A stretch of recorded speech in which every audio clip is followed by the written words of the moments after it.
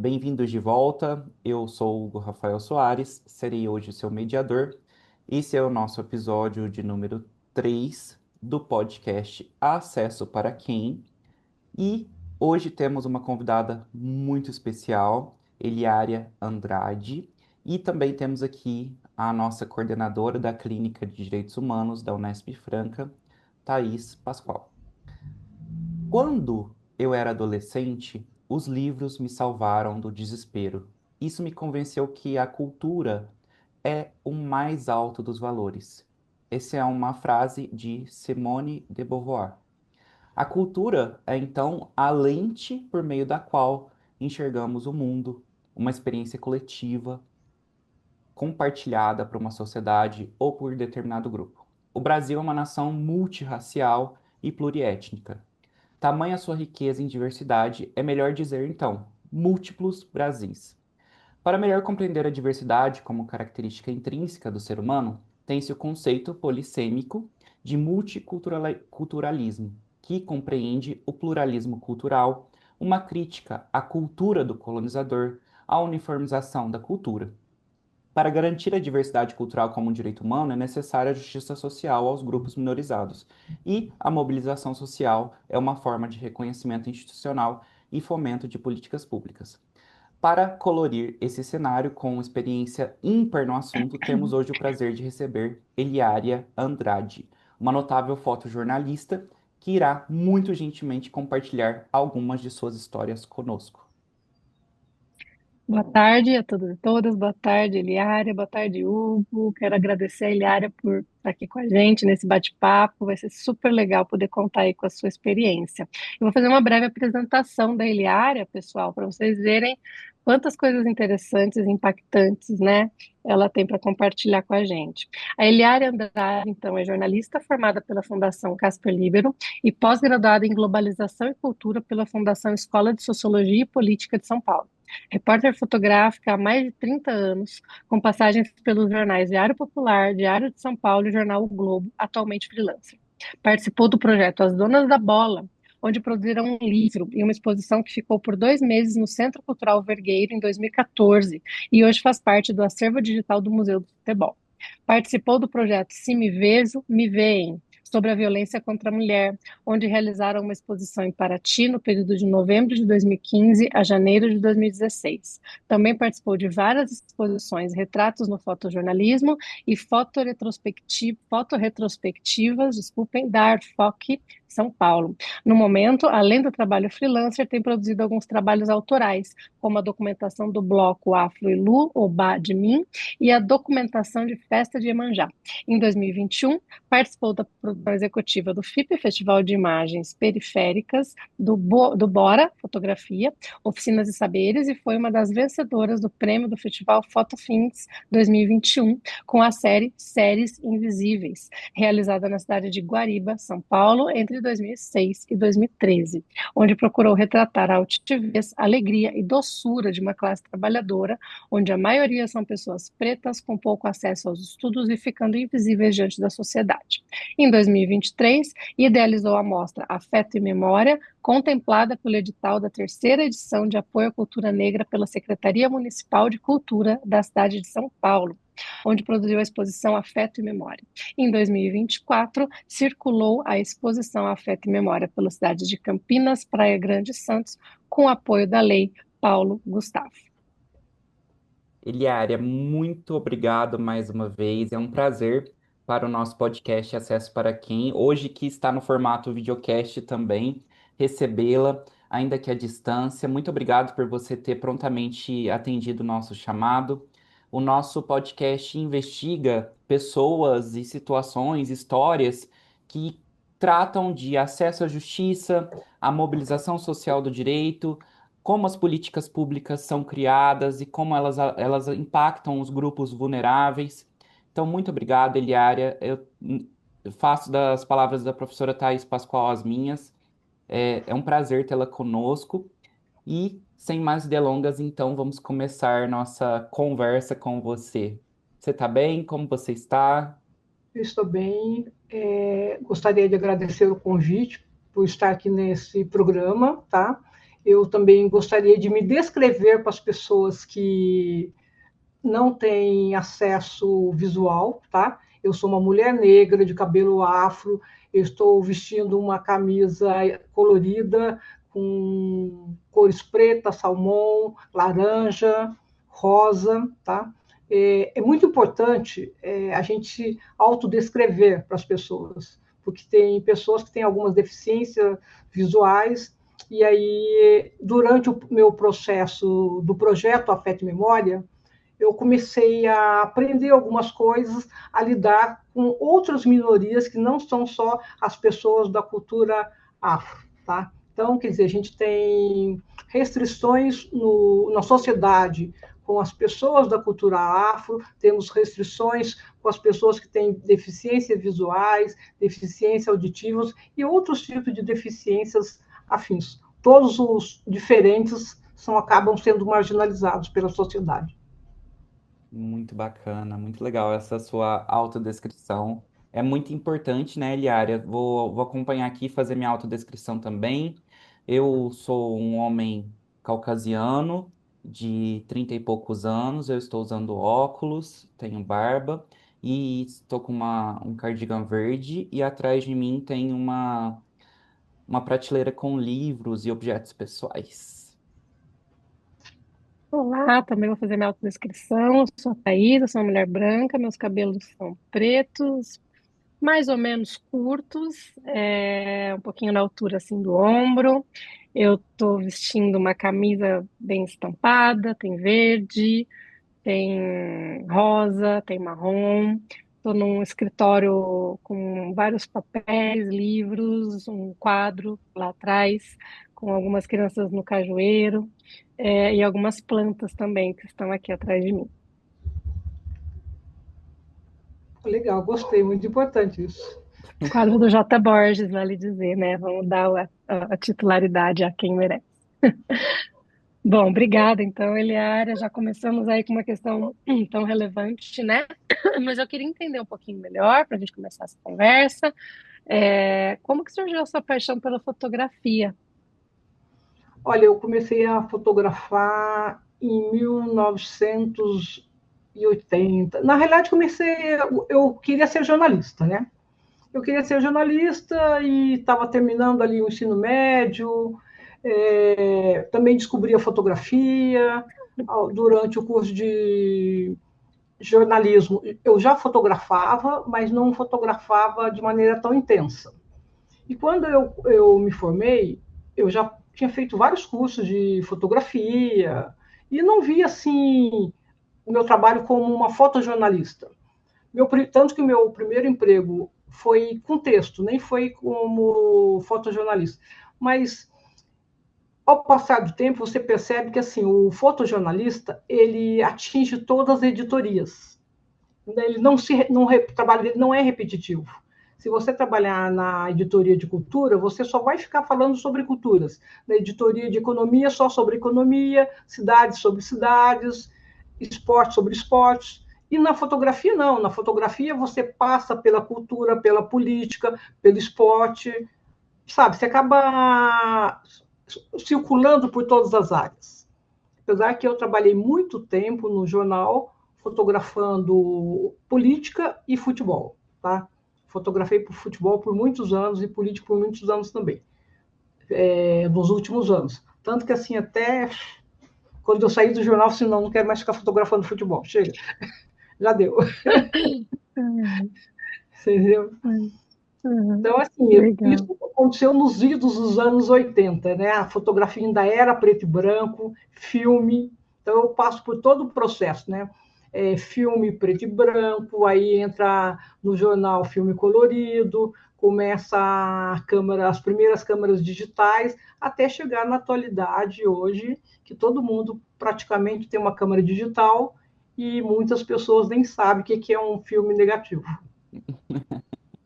E é verdade, eu vi uma entrevista sua na TV Cultura, Eliária, que você fala que você levou numa determinada reunião as fichas de Ah, telefone, é. né? Exatamente. É Que o uma pessoal ficha que sentiu era o quando Wi-Fi chegou? da época, né, gente? Uma ficha telefônica. Quem não lembra, isso aí. Quer dizer, muitos deles Mas não tem lembram, pessoas nós que nem sabem lembramos. o que é uma ficha telefônica, nem conhecem um orelhão, entendeu? A gente saía com um monte de fichas, aí tinha que achar um orelhão, dar um retorno para a redação, de lá eles encaminhavam, às vezes, para uma outra pauta, e aí o processo vai mudando, né? Entendeu? Depois, eu tenho uma foto que as pessoas normalmente adoram muito, que eu estou em cima de um Fusca, entendeu? De reportagem, e eu tenho um rádio que, meu, é gigante, entendeu? Um rádio super grande, que era o telefone celular da época, entendeu? Um flash imenso, mas eu achava que com o tempo e com a tecnologia, o equipamento fotográfico fosse diminuir, mas não diminuiu o peso, continua. Porque você sai com a câmera fotográfica, um monte de lente, mais computador, entendeu? Mais celular, então o peso não diminuiu. Acho que até aumentou, né, Ilhária? Acho que até aumentou, entendeu? Acho que até É, aumentou mesmo. legal. Eliária, e eu estava vendo também que você não começou na fotografia, né? Conforme você disse, você antes começou a estudar engenharia, é isso mesmo? Sim, eu fiz engenharia há alguns anos. É que assim, eu sou do interior de São Paulo, eu sou da cidade de Cruzeiro. É um pouco oposto à Franca, tá? Uhum. Estou no sentido Rio de Janeiro. Ali é uma cidade quase que é a penúltima cidade do estado de São Paulo, indo para o Rio de Janeiro. E aí o meu pai faleceu, eu era muito jovem, meu irmão já estava morando em São Paulo, a minha irmã ia vir morar em São Paulo, minha mãe falou assim, não, com 5 filhos, vamos todos juntar a família e vir para São Paulo. Então, família pobre, né? Todo mundo tem que trabalhar cedo. E aí eu comecei a trabalhar bem cedo numa empresa aqui, que se chamava S Eletroacústica. É uma empresa que ela fazia agulhas de aparelho de som, entendeu? De toca-disco e cápsulas de telefone, entendeu? E nessa empresa eu tive muitas oportunidades, coisa que hoje a geração nova não tem no emprego. Eu entrei como eu sabia, tinha um curso de datilografia, eu entrei trabalhando no escritório, tá? E eu peguei um chefe muito bacana que ele via ali que, pô, eu estudava, minha mãe sempre falou assim, olha, tem que estudar, é um mantra. Minha mãe tem 90, vai fazer 97 anos daqui uns 15 dias. E para ela sempre foi um manto. Os netos sempre falam assim, já sei, vó, tem que estudar mesmo. Entendeu? As pessoas pretas têm que estar sempre 1, 2 degraus na frente para ainda ficar num patamar inferior de quem está lá atrás. E aí eu estudava e trabalhava, entrei nessa empresa e o meu chefe ele percebia no interesse ali na minha área, era uma área mecânica, e ele falou assim, olha, se você fizer um curso de desenho mecânico, você vai ter uma promoção, tal. Fui lá, fiz um sábado trabalhando, fiz um curso de desenho mecânico. Aí, pô, diante do meu escola, se você fizer um curso de projeto, fui lá, fiz o curso de projeto. Aí terminei o ensino médio, eu queria fazer jornalismo, mas eu disse, ó, se você fizer engenharia, você vai ter uma outra promoção, melhor. Agora, você imagina só, você, meu, tá ali batalhando, pô, eu tinha um salário, meu, maravilhoso, porque tinha apoio da empresa, a empresa ajudava a pagar os estudos, entendeu? Coisas que hoje não, as empresas dificilmente fazem isso. Então, quer dizer, eu tinha o apoio da empresa, e aí eu comecei a fazer o curso, pô, mas, meu, eu queria fazer jornalismo. Foi eu lá fazendo engenharia, bom salário e tal, mas eu queria fazer jornalismo. Aí teve um dia que eu enchi o saco, disse, não, chega. Aí o meu chefe, você vai pedir a conta? Eu vou pedir a conta.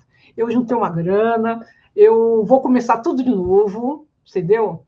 Então, eu sei que minha família não tem grana, mas eu consegui juntar uma grana, porque eu tinha um salário razoável, e se eu tiver que passar uns perrengues, vou passar uns perrengues, mas eu vou fazer jornalismo.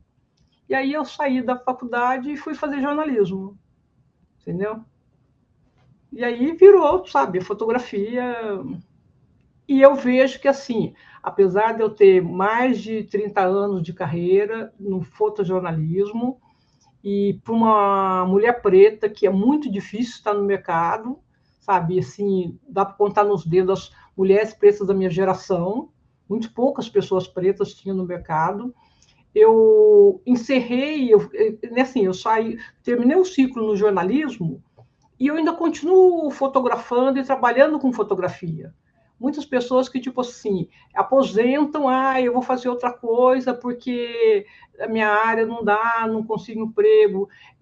Eu criei com os projetos, eu criei um trabalho autônomo de fotografia. Então, eu continuo trabalhando com os meus projetos, com a documentação do Bloco Ilu, com a documentação da festa de Iemanjá, e aí, no processo, eu crio o projeto Afeto e Memória, e quando eu crio o projeto Afeto e Memória, abre um leque muito maior, entendeu? Muito maior mesmo, porque também tem o país passa por um outro processo, começa a enxergar as pessoas pretas de outra maneira, que abrem cotas, algumas coisas que eram normais passam a ser não tão normais assim, entendeu? A maneira de se tratar as pessoas. E aí você começa a ter oportunidade, e com esse projeto eu posso proporcionar oportunidade para outras pessoas. Aí vem o lance também da audiodescrição, que o leque vai se abrindo cada vez mais. Então, o que eu não quero para mim, por exemplo, nesse projeto Afeto e Memória, o pensamento inicial é isso. Num país onde a maioria das pessoas são pretas, se faz necessário você dar oportunidade para as pessoas. Porque nós sempre tivemos, o nosso espaço sempre é em trabalhos subalternos. Então, quem está no teatro está sempre na coxia, quem está na fotografia está sempre por trás, né? Nem só das lentes, entendeu? Há o assistente que não aparece. Então, a gente tem que procurar visibilidade no trabalho. E quando eu comecei, eu achava que não é só a visibilidade para as pessoas que estão formadas. A gente tem que fazer isso na base, entendeu? Então, você tem que fazer na base. Então, hoje eu tento procurar influenciar os jovens, porque ele sempre vê, a maioria dos jovens, por exemplo, eu sou uma mulher de 64 anos, tá? E aí, o que as pessoas veem? Quando vê, por exemplo, eu moro numa casa, se me bate na porta, as pessoas nunca acham que eu sou a dona da casa. Apesar de eu morar aqui há 45 anos, tá? Eu sou a empregada da casa. Raramente. Porque as pessoas pretas, sabe, de repente não pode ter uma casa, entendeu? Não pode ter um carro, porque para ele é destinado o trabalho subalterno, o trabalho da faxina, o trabalho de ser um lavador de carro, entendeu? Ele não pode ocupar o posto de ser o dono do posto de gasolina, ser o dono da padaria, ser o dono da livraria, ser o dono do projeto, entendeu? Mesmo quando eu fiz o projeto, muitas pessoas questionaram, quem escreveu o projeto? Não, quem escreveu o projeto fui eu mesmo, entendeu? Por várias passagens, eu assim, olha, se eu errar, eu estou errando. É claro que quando eu fui aprovado no edital, eu tinha... não tive aprovação em 2, 3, 4 projetos antes. Nem sempre você é aprovado, mas você tem que colocar sua cara e ir para cima e ir, entendeu? Tem pessoas que têm receio, outras não sabem o caminho. Eu sou uma pessoa que eu não me importo de mostrar o caminho. Você não sabe o caminho? Então, beleza. E eu tomei também uma outra postura hoje. Se as pessoas me chamam, olha, eu vou para dar uma palestra numa escola pública, eu vou de boa, tá? Se é uma escola particular, vai ter cachê? Cara, eles ganham uma fortuna dos alunos, entendeu? Ele cobra lá 5, 6, 7 mil reais, não pode pagar um cachê para dar uma palestra lá? Não, eu não vou. Agora, se é escola pública, eu vou. De graça, não tem problema que eu vou gastar minha gasolina, eu vou. Entendeu? Então, você tem que ter, assim, um entendimento da sociedade. Entendeu?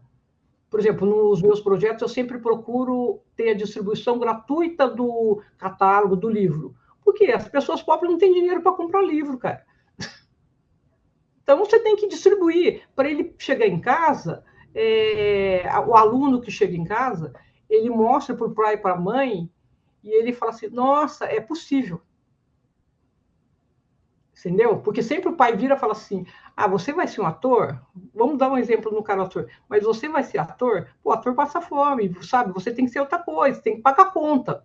Então ele tem que entender que é possível ele lutar pelos sonhos dele e conseguir reconhecimento. Legal, Eliara. Conta um pouquinho mais para a gente sobre o Afeto e Memória. O Afeto e Memória é um projeto assim que surgiu como uma mostra, né? A primeira edição aconteceu em 2023, foi no CCJ, que é o Centro Cultural da Juventude Ruth Cardoso, que fica aqui no bairro da Cachoeirinha, que é um bairro onde a maioria das pessoas são pretas que moram, tá? E é um centro cultural, não sei, vocês estão em Franca, mas provavelmente já devem ter conhecido o Centro Cultural Vergueiro, em São Paulo. É um centro cultural gigante, né? O CCJ é a mesma proporção de tamanho, só que ele fica no bairro periférico. E por estar no bairro periférico, ele tem menos coisas, entendeu? Então tem menos atrativos, menos shows, menos teatros, entendeu? Então mas a estrutura é maravilhosa, entendeu? É muito bonita, muito bem, tem muito espaço para exposição, para teatro, para tudo. É um super aparelho. Ele é do Estado, é um aparelho do Estado. Entendeu? Então, quer dizer, tem ali, só que nem sempre vai direcionado. Então, calhou de eu fazer lá, gostei do espaço. Hoje, por exemplo, todos os projetos que eu entro no edital, eu sempre já peço uma carta de anuência para lá e direciono para lá. Porque são coisas que você percebe quando acontece. Porque quando eu inaugurei o projeto lá, e nós fizemos uma roda de conversa, aí levanta um morador do bairro e o cara estava emocionado, um homem de 1,90 m, o cara ali meio que chorando, disse, pô, eu nunca vi isso aqui no meu bairro. Aí você percebe que, poxa vida, então a gente tem que acessar essas pessoas, entendeu? E ele é um projeto com a finalidade de apresentar o trabalho de fotógrafos pretos, que o protagonismo de fotógrafos pretos e curadoria também de pessoas pretas. Nessa primeira edição, as curadoras foram a Rosane Borges, não sei se você conhece, que é a professora a doutora Rosane Borges, talvez você conheça. Ela faz muita coluna para TV Globo, para Folha, entendeu? E a Bárbara Kopke, que é do Rio de Janeiro. Ela é pós-doutora de antropologia visual da UERJ, do Rio de Janeiro. E aí, depois desse que eu passo pelo CCJ, eu entro no edital do Paulo Gustavo e circulo a exposição por mais 3 cidades. E agora o pessoal fala assim, pô, acabou? Se não, eu acho que esse projeto ele é um leque, Afeto e Memória é um leque, que ele abarca o que é o afeto e memória das pessoas pretas. Porque, assim, eu trabalhei no Diário numa época em que existia também o Notícias Populares, tá? Então, eu cobria muito polícia, o Diário Popular e o Notícias Populares. O Diário Popular, ele sempre vinha com a notícia popular e o que a gente chamava de boneco, que era a reprodução do documento das pessoas que tinham falecido. E o Notícias Populares sempre mostrava ali o corpo, o sangue, entendeu? Uma cena assim mais forte, tá?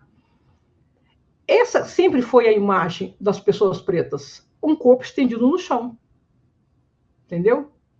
Então não, mas não é só um corpo estendido no chão. As famílias pretas, elas querem muito mais que um corpo estendido. Elas não querem um corpo estendido no chão. Elas têm uma vida e vivência como outras. Elas têm nos seus lares suas festividades, elas têm as suas tradições, entendeu? Em comunidade. Então, esse afeto que as pessoas não conhecem é a proposta de ser apresentada no projeto Afeto e Memória. E nós vamos ter, se Deus quiser, a segunda versão. Que legal, tem que trazer para cá, aqui em Franca. É verdade. Temos o Sesc, que acabou de abrir aqui, e eles têm trazido vários trabalhos interessantíssimos. Vamos dar dica lá para o pessoal. Ah, ok. É verdade, o nosso Sesc, ele é o maior Sesc do interior. Ah, é? Então, Bacana. aham.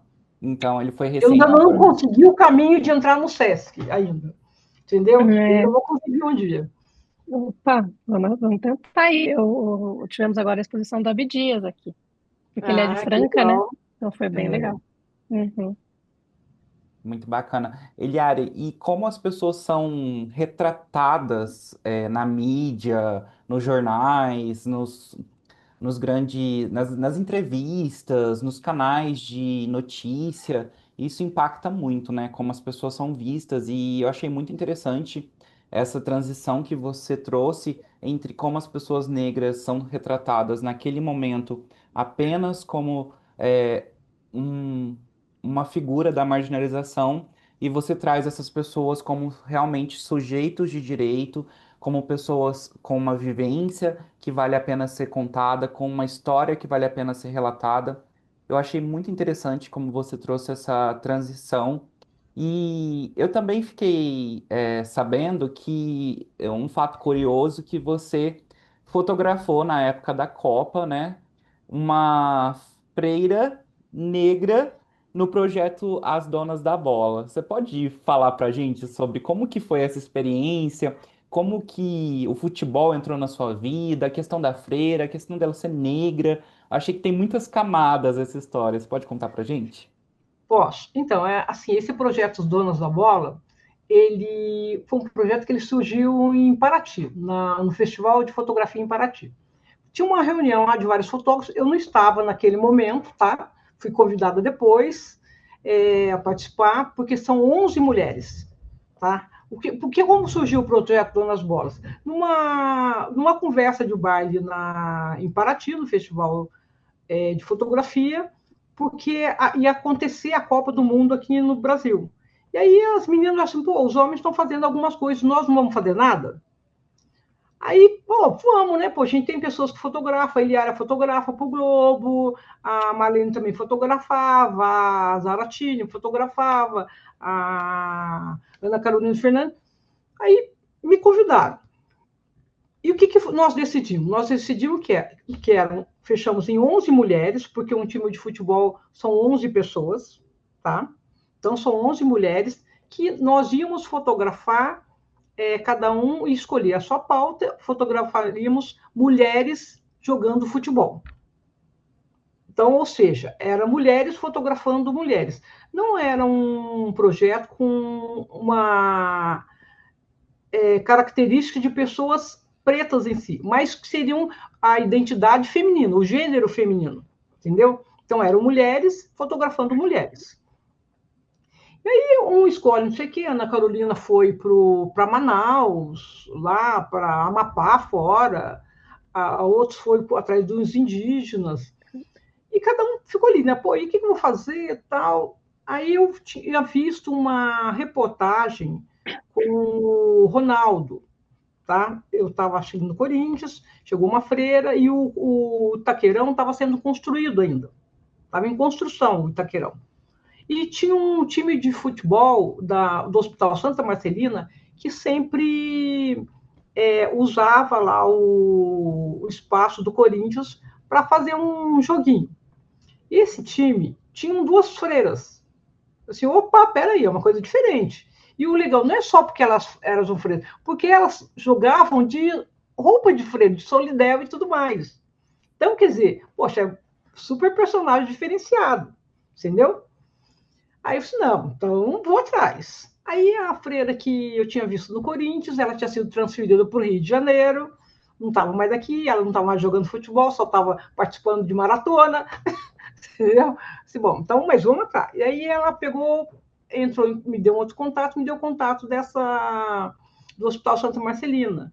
E aí eu conheci a irmã Cláudia e conheci a irmã Monique, entendeu? A irmã Monique é médica, ela era médica responsável pelo hospital. Hoje acho que ela está na África. E a irmã Cláudia era a supervisora das enfermeiras, das enfermagens. Eles, toda semana, cara, elas jogavam futebol. Toda semana ela assim, gente, não é que elas jogam mesmo? Elas jogavam ali, bacana, caracterizados ali, entendeu? Gente, é incrível. E aí, com a mudança da irmã Monique para a África, o que aconteceu? O time ali meio que acabou, algumas pessoas também saíram, entendeu? Mas eu lamentei muito, mas eu não estaria continuando até hoje fotografando, porque acaba virando depois um documentário, né? Tudo que você faz por um lado, o processo vai se modificando e você acaba contando uma história sobre aquilo. Bom, Eliara, agora queria entrar um pouquinho com você num tema que é muito relevante e nós temos trabalhado de alguma forma no nosso projeto. Esse podcast faz parte da Clínica de Direitos Humanos aqui da Unesp, que é um projeto que foi criado esse ano. Eu sou a coordenadora, mas tem outros professores envolvidas também. Temos alunos e alunas da graduação, da pós-graduação. E ele tem por objetivo descobrir, escancarar, tirar debaixo do tapete problemas relativos, né, que afetam pessoas e grupos vulnerabilizados em Franca, tá? E uma das questões que tem se destacado muito é a questão racista, né? E a nossa primeira tarefa aqui em Franca tem sido obter dados, enfim, né, e informações que evidenciem que Franca é uma cidade racista e que precisamos pensar em medidas para combater isso. Então, temos aí parceria com a Defensoria Pública do Estado de São Paulo, parceria com a Comissão de Direitos Humanos e com a Comissão de Igualdade Racial da AB, e agora estamos numa parceria com o coletivo As Pretas, que é um coletivo de mulheres negras muito legal que tem aqui. Estamos, inclusive, trabalhando uma questão de formação para direito de família ou para questões de violências com elas, pensando em novos projetos.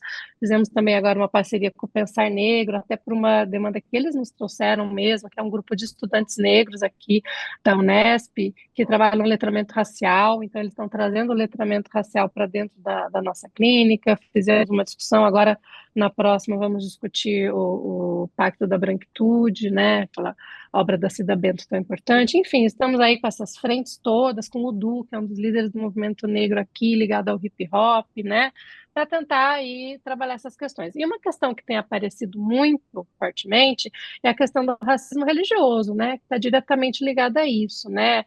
Segundo a Agência Brasil, em 2024, diz que registrou 2,4 mil casos de racismo religioso, e na sua maioria nós sabemos que isso passa muito fortemente contra as religiões de Umbanda, os religiosos da Umbanda e do Candomblé, e em sua maioria mulheres, né? Eu sou de Umbanda, inclusive, né, mais diretamente é um terreiro de Curitiba, onde eu morava antes, e já houve vários ataques a esse terreiro lá, e aqui em Franca nós vemos muitas vezes uma tentativa de apagamento desses espaços, né, de apagamento, de criação de obstáculos, de dificuldades criadas, inclusive dificuldades muitas vezes burocráticas criadas ao desenvolvimento dessas religiões aqui, né? E nós sabemos da sua ligação e do seu trabalho também ligado aí a mulheres umbandistas, né? Então eu queria entender um pouquinho como você vê, né, como que é para você retratar essa realidade, retratar essas mulheres umbandistas e candomblecistas,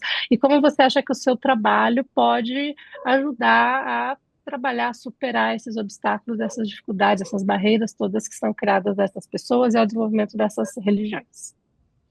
Nossa, são tantas perguntas isso em uma só. Assim, a questão religiosa, assim, o Brasil é um país cínico e hipócrita, né? Porque você pega, agora acirrou as pessoas que são evangélicas, né? A maior parte das agressões, ultimamente, tem vindo dos evangélicos, tá? E eu acho que isso começou lá atrás, quando você pega como é que chama? Um pastor e chuta a Nossa Senhora na frente de todo mundo, tem aqui uns 15 anos, mais ou menos isso. Acho que sim, faz tempo. Então, se a gente tivesse cuidado disso lá atrás, entendeu? Que todo mundo achou um absurdo, mas não houve uma proteção para a religião ali. Começou com a Igreja Católica, um espetáculo grotesco, ao vivo, na TV, que a TV consegue passar essa mensagem para milhões de pessoas, entendeu? Muitas pessoas acharam interessante, outros achavam que só uma desculpa resolvia. Não. E aí você vê que o processo acelera quando vem o governo Bolsonaro, tá? Antigamente eu tinha amigos que eram evangélicos, depois eles viraram a cara para mim, porque muitas pessoas acham que eu sou um bandista. Eu não sou um bandista, tá? Eu sou espírita, minha família é espírita, eu nasci dentro de um centro espírita. Eu tenho uma irmã que é do candomblé, tem uma outra que é do Umbanda. Inclusive, esse final de semana, a minha sobrinha casou na Umbanda, entendeu? Eu fotografei lá o casamento dela, a cerimônia maravilhosa, entendeu? Então, mas eu não me furto em qualquer religião, entender, respeitar, entendeu? É todo um processo, você tem que aprender a respeitar o outro, a religião do outro. Agora, a hipocrisia é quando você bate forte, firme, derruba tendas, como derruba, aí depois vai lá no final do ano pular 7 ondinhas. Entendeu? Pular 7 ondinhas, isso é da característica da Umbanda e do Candomblé. Entendeu? Por que eu, o evangelho, vou lá pular 7 ondinhas? Não tem que pular 7 ondinhas. Para mim, isso é uma hipocrisia sem fim. Entendeu? Ou senão, a pessoa vira e fala assim, eu vou no carnaval. Carnaval é uma festa que vem de origens de matrizes africanas. Você pega, por exemplo, uma Cláudia Leite, que é coisa mais hipócrita que isso.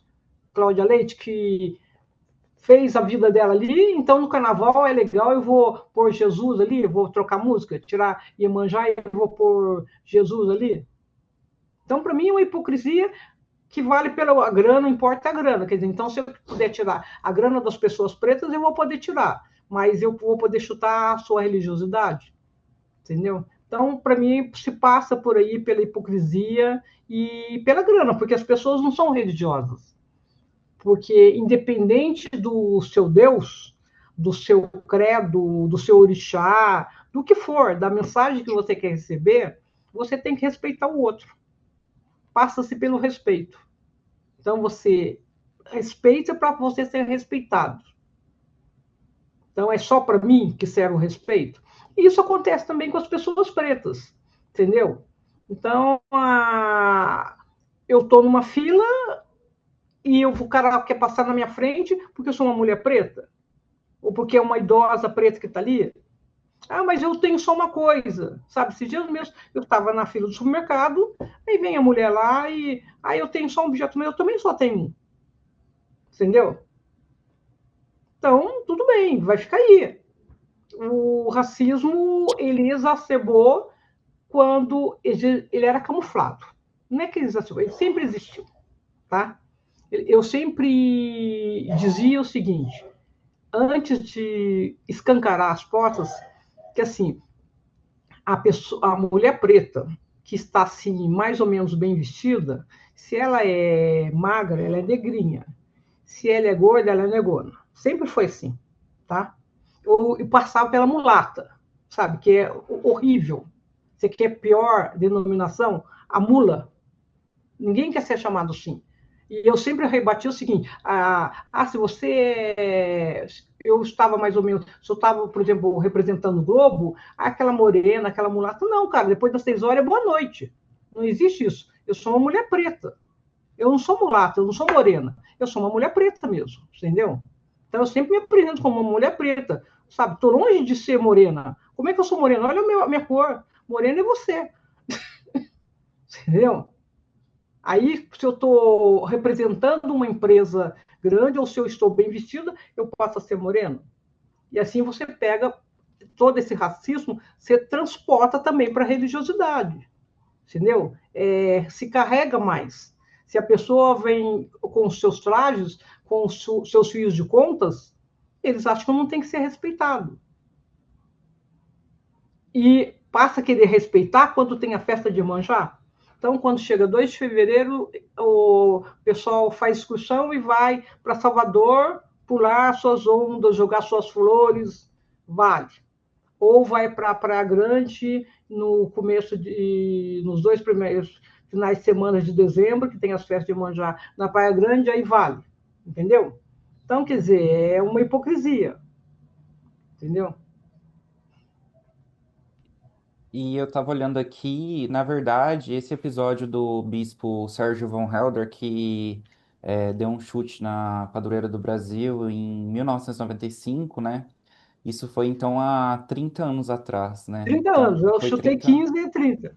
foi há Né? 30 anos e em 2021, numa live, ele falou que isso ainda seria um sinal de idolatria, o Brasil ter uma data dedicada à Nossa Senhora Aparecida. Engraçado que a gente está gravando isso hoje, né, Eliane? E ontem foi dia Dia 12 Nossa Senhora de outubro, Aparecida. exatamente, dia da padroeira do Brasil, né? Então, parece que tudo convergiu nesse momento para a gente chegar nesse assunto. E da sua fala me impressionou muito a questão da Cláudia Leite, dela trocar a palavra Iemanjá, se eu não me engano, foi por Jeová. E isso é uma forma de apagamento da cultura de Sim, matriz africana, né? E a gente vê isso acontecendo em vários momentos. E também esse racismo religioso, ele não está presente só em vertentes evangélicas, também como no catolicismo. catolicismo Aqui, também tem. aqui em Franca, nós temos uma religião muito forte, predominante, que é o espiritismo. E em muitas casas espíritas, muitos centros espíritas, eu já ouvi muitas frases muito racistas e muito Sim, preconceituosas, querendo se desfazer da questão da cultura da Umbanda, da cultura do Candomblé. Então, acho muito importante essa sua fala, principalmente sobre esse apagamento, essa hipocrisia, né? Que essa hipocrisia eu acredito que tem muito a ver com a questão do mito da democracia racial que no Brasil, pelo nosso processo de miscigenação, tem-se esse mito, né, que todos nós seríamos iguais e que todos nós teríamos os mesmos acessos e que, na verdade, não. Esse é justamente o mote do nosso podcast aqui, mostrar que existem barreiras e das múltiplas possíveis para essas pessoas. Então, um fato interessante, segundo a Agência Brasil, que a professora Thaís trouxe para a gente, é a questão de que, além de ser a questão da Umbanda, do Candomblé, das religiosidades que são mais afetadas pela intolerância religiosa e pelo racismo religioso, a maioria dessas pessoas que sofrem violência é a mulher também. sim. Então, aí nós temos uma questão de Porque a raça. mulher sempre está na linha de frente. Entendeu? E você retrata isso, né? Quando a gente dá uma passada ali no seu Instagram, que é maravilhoso, inclusive, depois você fala pra gente o seu arroba aqui pra gente contar para os nossos áudio ouvintes, né? Nossos telespectadores, para quem tá vendo, e nossos ouvintes, para quem tá só escutando. Mas dá para ver imagens muito poderosas que você retrata, né, Eliária? E outra coisa que me chamou bastante atenção no seu currículo é sobre essa classe trabalhadora, que é retratada no seu trabalho sob uma ótica de respeito, de acolhimento, sem se olvidar, é claro, das opressões experimentadas. Hoje você continua retratando essa classe trabalhadora, Eliária, e quais são Olha, as suas perspectivas dessa classe hoje? eu continuo documentando hoje, assim, na realidade, eu, eu procuro cobrir mais eventos de pessoas pretas hoje, tá? Estou mais ligada à cultura afro. Uhum, Mas eu, no trabalho, se eu estou fazendo uma coisa e tem uma cena que tem um trabalhador negro ali, eu faço. É diferente como naquela época que eu ia buscava um nicho só do trabalho, entendeu? Então, e também não estou tendo muito tempo. Esse ano, por exemplo, eu tive um problema de saúde que eu ganhei um PROAC ano passado e eu tive que abortar ele esse ano, tá? Porque eu estava assim super ruim e não dava, que seria a segunda edição do Afeto e Memória, entendeu? Então, fiquei muito mal mesmo e acabei deixando para lá uma série de coisas. Estou começando a melhorar agora, mas e vamos para frente, né? Mas a minha documentação hoje, no momento, está focada no Bloco Ilu e na festa de Iemanjá. Mas isso me toma um tempo muito grande, mais o projeto Afeto e Memória. Porque festa de Iemanjá, o pessoal só pensa que existe festa de Iemanjá só no dia 2 de fevereiro. Mas, por exemplo, em São Paulo, na Praia Grande, você tem nos 2 primeiros finais de semana de dezembro. E quando você chega na Bahia todo dia é uma festa, cara.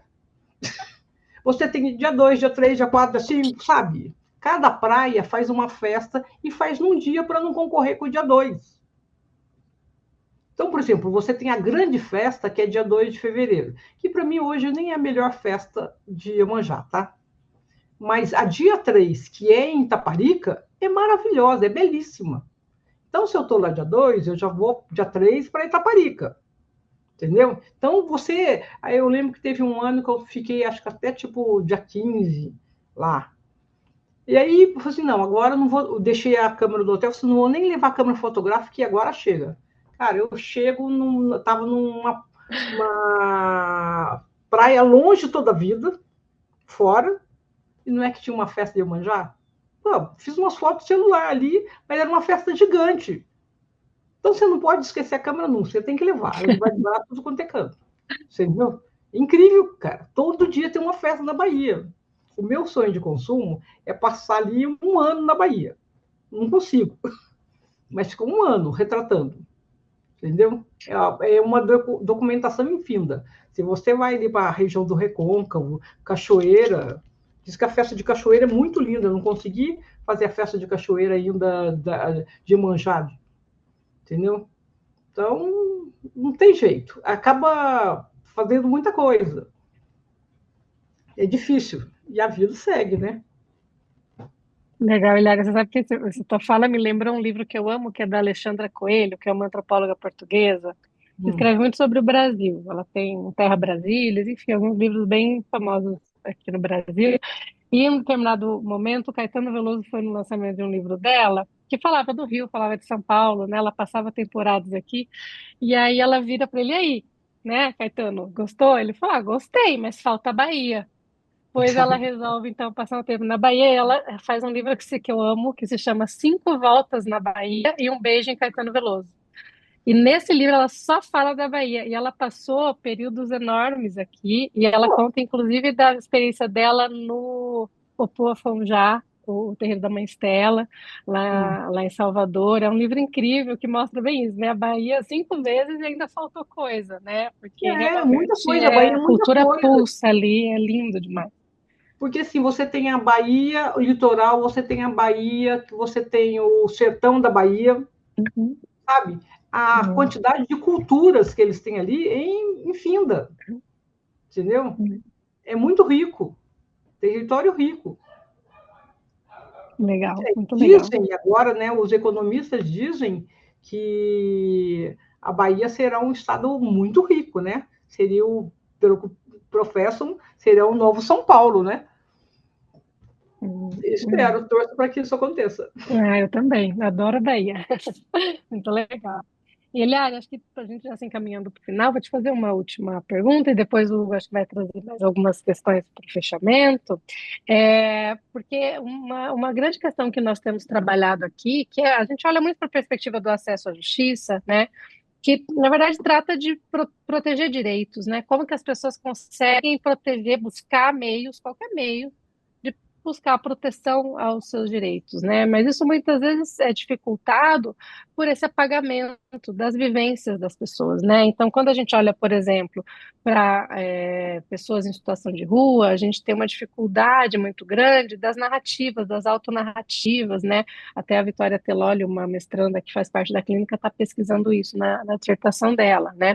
E muitas vezes esse apagamento das próprias autonarrativas são muito problemáticas, e isso apaga as próprias vivências das pessoas, né?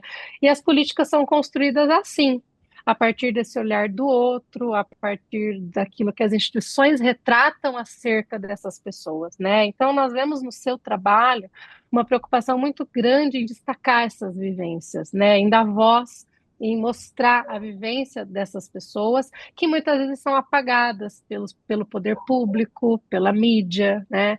E eu queria entender um pouquinho melhor como você acha que esse trabalho incrível que você desenvolve pode contribuir para a gente superar essas barreiras que são postas a essas pessoas todos os dias.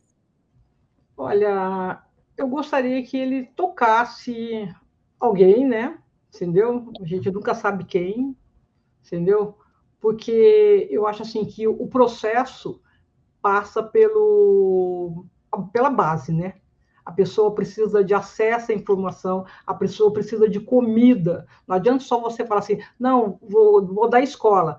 Mas se a pessoa não tem o básico, que é a comida, ou ele não tem a passagem de ônibus para ir para a escola, como que ele vai? Entendeu? Então vamos voltar lá na história da Bahia. Você chega na festa de Manjá da Bahia, que hoje é uma festa gigante, é uma coisa que me corta o coração, me machuca muito.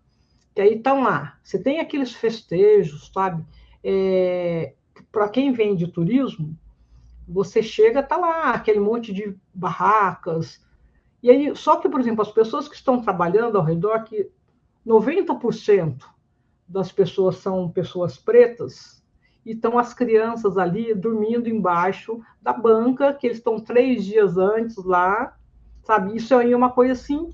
Por que que aquela criança tem que estar lá? Ela está lá porque a mãe está trabalhando, precisa ganhar aquele dinheiro para passar por vários meses e ela não tem com quem deixar. Porque às vezes está chovendo e a criança está ali. Porque se ela tivesse com quem deixar, a criança não estaria ali. Então, o acesso é na base, gente. Entendeu? É na base. E é uma festa que você vê que quem está ganhando dinheiro, por exemplo, lá, são as pessoas brancas, entendeu? Quem que está lá no... que é o cordeiro, né? Está nas cordas. Quem está nas cordas ganhando um salário horrível, com a mão sangrando, são as pessoas pretas. Quem está nas barracas, nas ruas, na lama, são as pessoas pretas.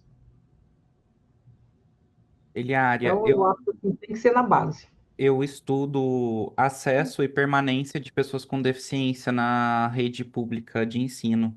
E eu repito o que você falou porque faz muito sentido. Não basta ter acesso, é preciso ter também direito de permanência, né? É. Então, é isso que você disse, muito importante. Eliária, para a gente encerrar, realmente, eu ia perguntar quais são seus próximos projetos, mas eu acho que você já deu um vislumbre para gente, né? Tem alguma coisa que está próximo de acontecer, ou Não, ainda. no momento eu quero aguardar um pouco, me restabelecer fisicamente, entendeu? E aí continuar com afeto e memória, ou numa circulação, mais uma segunda. Apesar que o primeiro, ainda acho que ainda tem gás para circular outras cidades, né? Porque o estado de São Paulo ele é muito grande, então eu acho que ele tem que passar por outras cidades, quem sabe vai para Franca, tá? Entendeu? Porque muitas pessoas falam assim, por que que você escolheu Santos, Campinas e Praia Grande? Praia Grande porque eu trabalho a maior parte dele é forte ali em Praia Grande, então eu acho que eu devia isso para Praia Grande. Campinas porque foi uma das últimas cidades a gente ter abolição, entendeu? É uma cidade extremamente racista, então Campinas tinha que estar, não estava para estar. Santos também é uma das cidades que ela teve, foi uma das primeiras cidades também a abolir ali a escravatura. Você tem ali o porto, que a quantidade de pessoas é gigante, pessoas negras trabalhando. Então, eram pessoas envolvidas com a questão da cultura preta. E aí a gente vai chegar em Franca também um dia. Não se Com preocupe, não. certeza. Esse convite já está feito. O que a gente puder fazer para abrir as portas aqui, tanto da Unesp quanto do Sesc Franca, a gente vai mexer aqui com as nossas figurinhas, trocar figurinhas com o Ok, pessoal ali, pedir para te convidarem. Vai ser um prazer recebê-la aqui, ok. pessoalmente. Muito Eliária, obrigada. e no final aqui do nosso podcast, do nosso episódio, a gente sempre pede dicas culturais, seja livros, músicas, séries, eventos, alguma coisa que você esteja vendo agora. Você gostaria de dar obviamente, a sua história, a sua trajetória, o seu trabalho já é a nossa grande dica para o nosso Uhum. ouvinte, é, pro nosso telespectador. Mas tem alguma outra coisa que você indicaria? Uma dica cultural que você deixa pra gente? Olha, gente, eu indicaria, assim, o livro Um Defeito de Cor, da Ana Maria Gonçalves, que para mim é um livro dolorido, mas é um livro muito bom, tá? Também gosto muito do um jardim, como é que é? Da Alice Walker, um jardim.